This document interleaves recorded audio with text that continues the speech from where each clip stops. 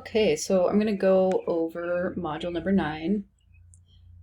So you're going to read chapter 14 on architecture, watch the lecture videos below on architecture, and then take that quiz by July 6th before 11:30 p.m.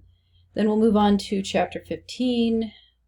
We will watch the lecture videos on chapter 15 below, take the chapter 15 quiz by July 6th. And then there's an Edpuzzle video quiz on ancient Venus figurines, and that's also due July 6th. So here's the lecture videos, PowerPoint quiz. I need to make this into one quiz still. And then there'll be lecture videos and the chapter 15 quiz. And then here's the Edpuzzle video quiz on ancient Venus figurines. Just click on this link. It'll take you to the Edpuzzle video quiz. You'll need to log in with the class code, which I believe is in module number 7 or maybe 6.